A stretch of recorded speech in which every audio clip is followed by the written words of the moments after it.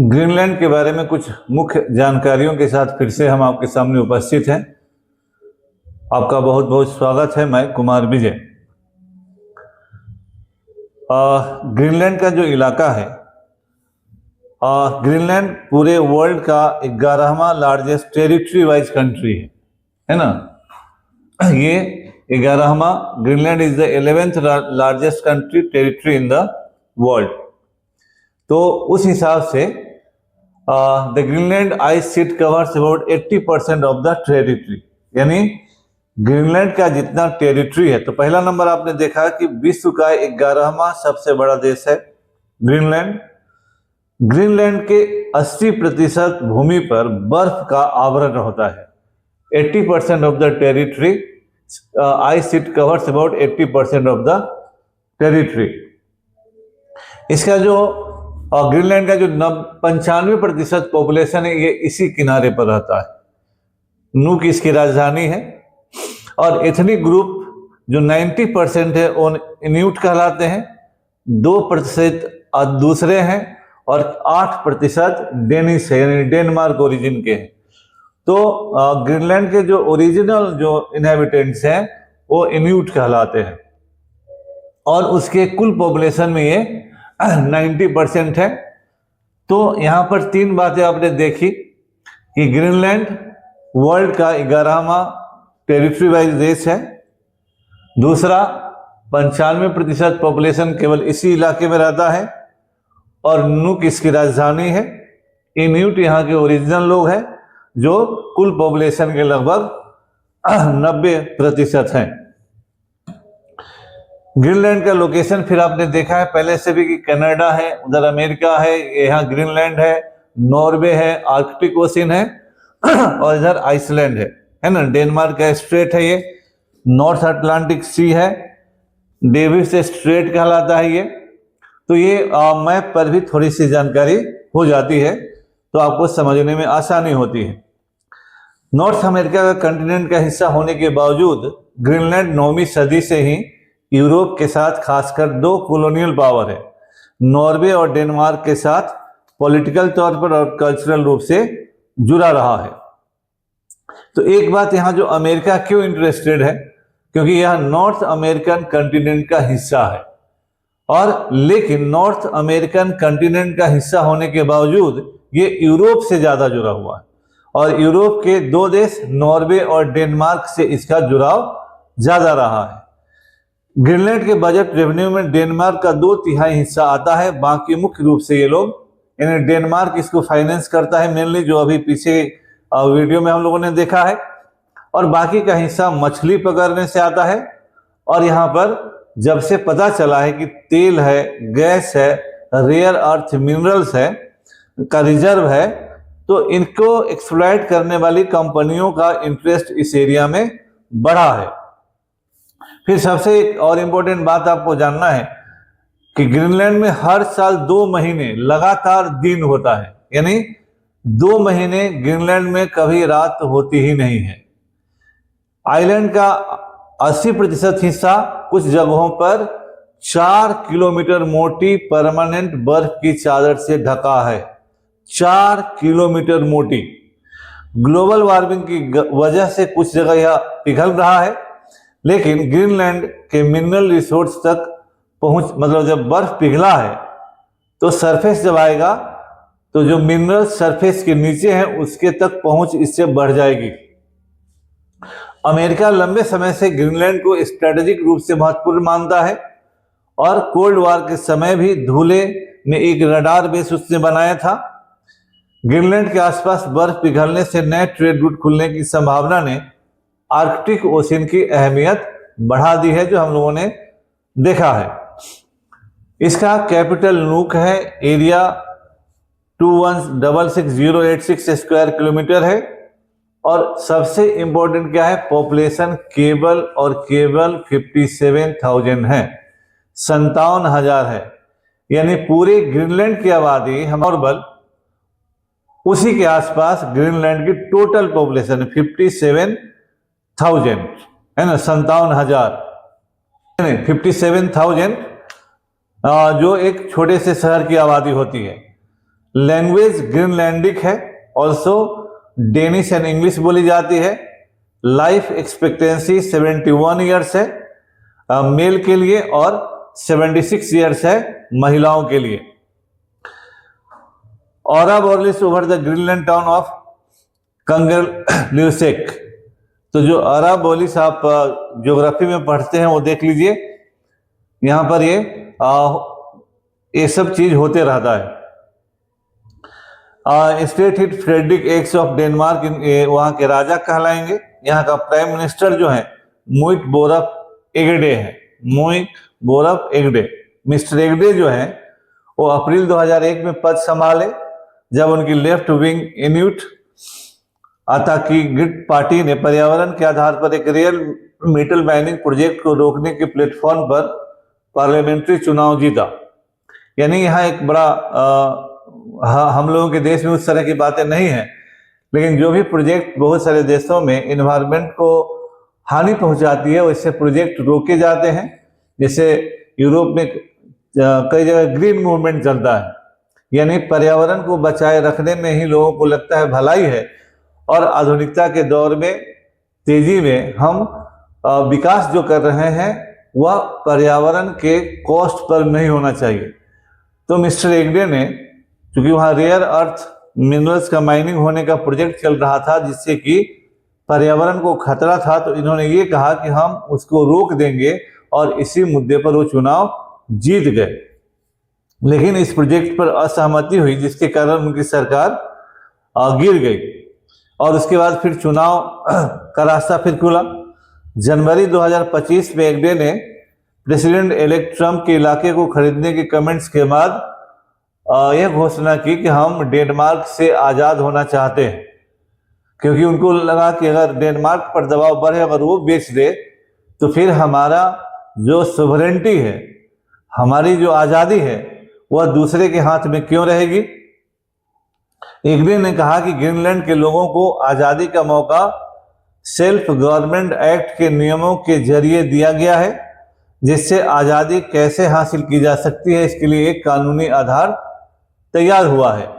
यानी ट्रंप के धमकी दिए जाने के बाद थोड़ी परेशानी ग्रीनलैंड में बढ़ी और ग्रीनलैंड के लोगों ने कहा कि हम ऑटोनॉमी नहीं, हम पूरी आज़ादी चाहते हैं। ये जो लोगों का बसाव है, इन सभी जगहों पर आप देख रहे हैं कि जो ग्रीनलैंड के नेटिव लोग हैं उनकी जनसंख्या स्वयं में हर जगह ज़्यादा है। यानी कि इस इलाके में रहने वाले लोगों में कहीं पर नेटिव 98, 95, 86, 94, इतना परसेंटेज नेटिव इस इलाके में रहते हैं। यानी बाहर के लोग कम है, नेटिव लोग ज्यादा है। ये न्यूक जो यहाँ राजधानी है, इस सब का इलाका है, गांव है, शहर है, इस सब इलाका, और बहुत सारे स्पॉट हैं उस तरह के। यहाँ जो न्यूक इसकी राजधानी है, यहाँ देख रहे हैं आप, ये ग्रीनलैंड है, यहाँ कनाडा, यहाँ यूएस है, वाशिंगटन यहाँ पर है ना, न्यूक से बहुत ज्यादा दूर नहीं है। साइंटिस्ट लोग जो ड्रिल कर रहे हैं वो यहाँ पर आप देख रहे हैं कि scientist are drilling down 2.5 kilometre into Greenland's ice cap for ice cores dating back 80,000 years to better understanding future climate changes. इस इलाके में जो ग्लोबल वार्मिंग के कारण बर्फ की परतें पिघल रही हैं उसके लिए यहाँ पर अध्ययन किया जा रहा है कि किस तरह से ये बदल रहा है। क्रॉनिकल एकेडमी बिहार का सबसे पुराना संस्थान है। आज के दौर में हम लोग 91 से इस क्षेत्र में हैं और बोरिंग रोड, सुमति प्लेस, अलंकार प्लेस के अपोजिट है। एक लंबे समय से हम लोग यूपीएससी और बीपीएससी के लिए कोचिंग दे रहे हैं। एक स्टैंडर्ड कोचिंग देने का प्रयास होता है। कोई भी आदमी 100% नहीं होता, लेकिन जो बेस्ट पॉसिबल है हम लोग देने का प्रयास करते हैं। अब हम ग्रीनलैंड के बारे में एक क्रोनोलॉजिकल ऑर्डर में कुछ जानकारी देना चाहते हैं, उसको आप जाने। 982 में ग्रीनलैंड की खोज नॉर्वे के एरिक द रेड ने की, जिन्होंने अपनी खोज को और आकर्षक बनाने के लिए इसे ग्रीनलैंड कहा। मतलब ग्रीनलैंड का नाम नॉर्वे के एरिक द रेड ने दिया, ग्रीनलैंड कहने से लोगों में आकर्षण हो सकता था कि एकदम हरा भरा क्षेत्र है, चलो वहां पर। उस जमाने में नए क्षेत्रों में बसने और बसाने के लिए लोगों को प्रेरित किया जाता था। आज का दौर नहीं था कि माइग्रेशन को रोकने के लिए सरकारी कानून बने। उस जमाने में लोगों को बहला फुसलाकर ले जाया जाता था कि चलो बसने। अमेरिका वैसा ही देश है, कंट्री ऑफ माइग्रेंट्स है। 1986 में वो कुछ बसने वाले लोगों के साथ लौटे। 14वीं 15वीं सदी में नॉर्थ बस्तियां गायब हो गई, शायद लिटिल आइस एज की शुरुआत में, जब तापमान काफी गिर गया।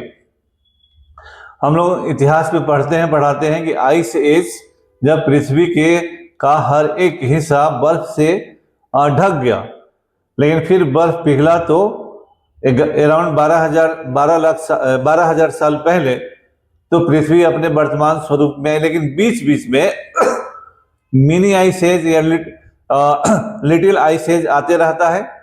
जब किसी खास इलाके में बर्फ की मात्रा बढ़ जाए तो वही कहा जा रहा है कि जब लोग जाके बसे होंगे, लेकिन फिर बीच में आइस जब बढ़ गया तो बस्तियां गायब हो गई, क्योंकि रहने का इनहॉस्पिटेबल जगह हो गया, यानी रहने योग्य जगह नहीं रहा। 1721 में डेनिश नॉर्वेजियन मिशनरी हैस एगडे के नेतृत्व में एक अभियान ने डेनमार्क में नई कोलोनाइजेशन देखी। आज की राजधानी न्यूयॉर्क के पास एक नई बस्ती बसाई गई, यानी फिर इसका 1721 जो वर्ल्ड हिस्ट्री में कोलोनाइजेशन का जमाना है, जब हम लोगों के देश में भी अंग्रेज आए, दूसरे इलाकों में पुर्तगाली गए, डच गए, बहुत सारे लोग गए, तो उसी पीरियड में 1721 में डेनिश लोगों ने, डेनिश और नॉर्वे के लोगों ने यहाँ पर कोलोनाइजेशन शुरू किया। 1940 दूसरे विश्व युद्ध के दौरान डेनमार्क पर जर्मनी का कब्जा हो गया, तो यहाँ पर भी उनका कब्जा हो गया। 1941 से 1945 तक जर्मनी के संभावित हमले से बचने के लिए यूनाइटेड स्टेट्स ने ग्रीनलैंड पर कब्जा कर लिया। ये भी एक बड़ा चीज है। 1941 से 45 के बीच ग्रीनलैंड पर अमेरिका का कब्जा रहा। 1950 में डेनमार्क यूएस को थ्यूल एयरबेस का इस्तेमाल फिर से करने देने की इजाजत देने के लिए राजी हो गया, जिसे 1951-1953 के बीच NATO cold war defence strategy के तहत आगे बढ़ाया गया। क्योंकि वर्ल्ड वॉर 2 के बाद जब सारी दुनिया दो समूह में बंट गई, जब बाइपोलर वर्ल्ड हो गया, दो ही ध्रुवीय विश्व हुआ, नाटो इधर बना और कम्युनिस्ट देशों ने वार्सा पैक्ट बनाया, तो अमेरिका को वहां पर अपने वॉर डिफेंस स्ट्रेटजी के तहत वो जगह थ्यूल एयरबेस दे दिया गया कि हाँ यहाँ पर रहो। क्योंकि नाटो का लीडर अमेरिका था और नाटो यूएसएसआर के अगेंस्ट बना था, तो सामूहिक तौर पर हुआ। 1953 में ग्रीनलैंड डेनमार्क किंगडम का एक अभिन्न हिस्सा बन गया, एक जरूरी हिस्सा बन गया। 1968 में न्यूक्लियर हथियार ले जा रहा एक USAF B-52 बॉम्बर थ्यूल के पास क्रैश हो गया। दशकों बाद BBC की एक रिपोर्ट कहती है कि यूएस के पहले के दावों के उलट सर्च करने वाले 4 में से सिर्फ 3 हाइड्रोजन बम ही ढूंढ पाए जो एक्सटर्नल थे, और एक बम मिला भी नहीं। 1979 में एक रेफरेंडम के बाद ग्रीनलैंड को होम रूल मिला, है ना। जो होम रूल मूवमेंट भारत में भी एनी बेसेंट और तिलक ने चलाया था, उसी तरह का होम रूल ग्रीनलैंड को भी डेनमार्क से मिला। 1985 में ग्रीनलैंड ने EEC कमर्शियल फिशिंग रेगुलेशन और सील स्किन प्रोडक्ट्स पर EEC बैन से असहमति के कारण यूरोपियन इकोनॉमिक कम्युनिटी, EEC का फुल फॉर्म हुआ यूरोपियन इकोनॉमिक कम्युनिटी, छोड़ दिया या उससे वो अलग हो गया। 1999 में डेनिश हाई कोर्ट ने फैसला सुनाया कि 1953 में थ्यूल में जो US एयरबेस को बढ़ाने के लिए इन्यूट लोगों को उत्तरी ग्रीनलैंड में उनकी जमीन से गैर कानूनी तरीके से निकाल दिया गया था, लेकिन उन्हें वापस आने का अधिकार नहीं दिया गया। तो उस कोर्ट ने, डेनिश हाई कोर्ट ने सुनाया कि भाई ये गलत हुआ था। हालांकि अमेरिका ने उस एयरबेस को बनाने के लिए जो इन्यूट लोग वहां से हटाया था, तो हो सकता है सुरक्षा की दृष्टिकोण से हटाया हो।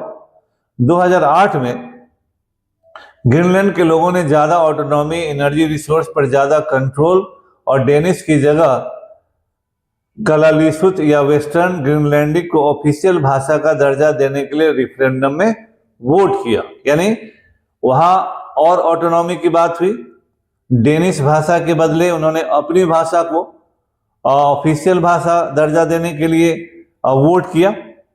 2010 में साइंस जर्नल में छपी एक स्टडी से यह कन्फर्म हुआ कि ग्रीनलैंड की बर्फ की चादर तेजी से सिकुड़ रही है और समुद्र के बढ़ते लेवल में इसका बड़ा योगदान है।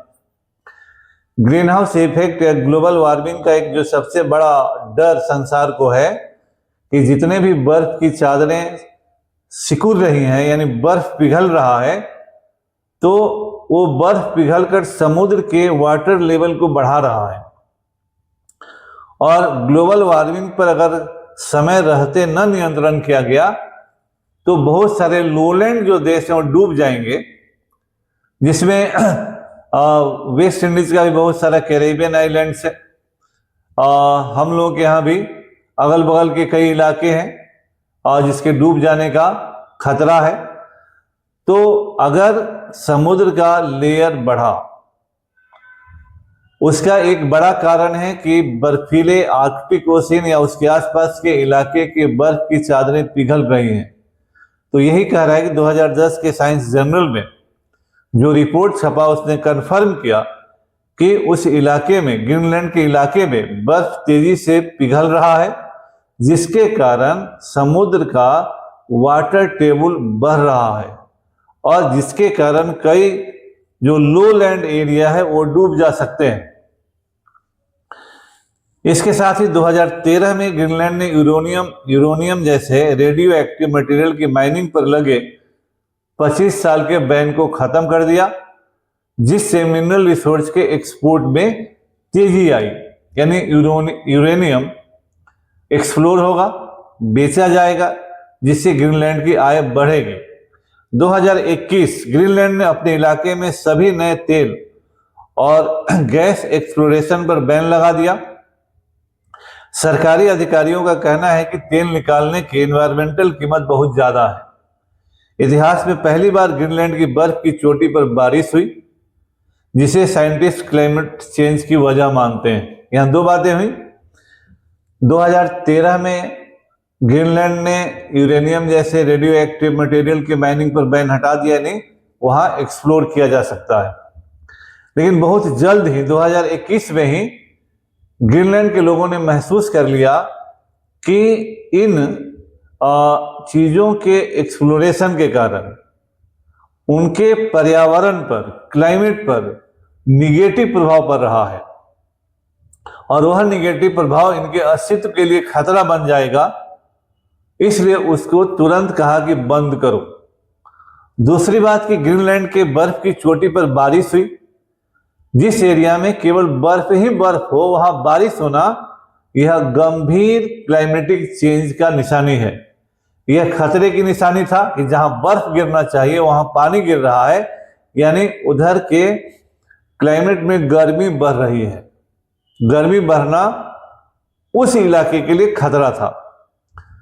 2024 में अमेरिका के प्रेसिडेंट इलेक्ट डोनाल्ड ट्रंप जो दूसरी बार जीते, उन्होंने ग्रीनलैंड को खरीदने की अपनी इच्छा दोहराई।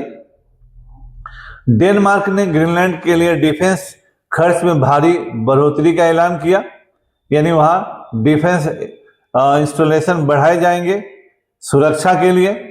किंग फ्रेडरिक ने ग्रीनलैंड और फरो आइलैंड्स को ज्यादा खास दिखाने के लिए रॉयल कोट ऑफ आर्म्स में बदलाव किया। यानी इन लोगों को लग गया कि अमेरिका ग्रीनलैंड पर अपनी नजरें टिकाए हुए है, लालच भरी नजरें टिकाए हुए है। अमेरिका ग्रीनलैंड के रिसोर्सेज पर कब्जा करने की योजना बना रहा है और डिफेंस की दृष्टिकोण से भी अमेरिका ग्रीनलैंड को अपने गिरफ्त में लेना चाहता है ताकि वह विश्व के पॉलिटिक्स को कंट्रोल करे, रूस और चाइना के बढ़ते प्रभाव को चेक करे। लेकिन अमेरिका अपने हित के लिए कितने सारे अंतर्राष्ट्रीय नियम कानून का उल्लंघन करेगा, अपने मित्रों को अपना दुश्मन बनाएगा। अब सवाल यही है देखने का कि ग्रीनलैंड के बारे में अमेरिका की नीतियां आगे किस तरह से बढ़ती हैं और ग्रीनलैंड के साथ उसका व्यवहार क्या होता है और अंतर्राष्ट्रीय प्रतिक्रिया उसके खिलाफ क्या होती है। यहाँ से आगे आप भी अपडेट होते रहेंगे। हमने इसके बैकग्राउंड को और जो भी संभव है उन चीज़ों को बताने का प्रयास किया है और अभी से लेकर आगे तक करंट अफेयर्स के लिए यह टॉपिक काफ़ी मौजू, काफ़ी इम्पोर्टेंट रहेगा और इसको बढ़िया से हर एस्पेक्ट को तैयार करेंगे तो हर इम्तिहान में फ़ायदा करेगा। अखबारों को फॉलो करें और जो ओरिजिनल चीज़ है उसको फॉलो करें। हम क्रॉनिकल एकेडमी है पटना में, हम लोग 91 से गाइड कर रहे हैं और हमारा एक ही नारा है कि we don't purchase results, we produce results. Chronicle Academy कभी रिजल्ट खरीदता नहीं है। क्रॉनिकल एकेडमी 91 से है और एंटिटी के रूप में 94 से है और हम लोगों पर कभी कोई आरोप नहीं लगा सकता या जितने हमारे फोटो देखते हैं कोई कह नहीं सकता कि हमने उन बच्चों के फोटो छापे हैं जिनको हमने नहीं पढ़ाया है। तो आज के दौर में जहां बड़े से बड़े कोचिंग संस्थानों पर national consumer authority of India ने दंडात्मक कार्रवाई की है, आज तक हम सबसे पहले, उनसे भी पहले से हैं, लेकिन क्रॉनिकल एकेडमी पर इस तरह के इमोरल आरोप नहीं लगाए गए हैं। We are trying to continue our tradition. Thank you.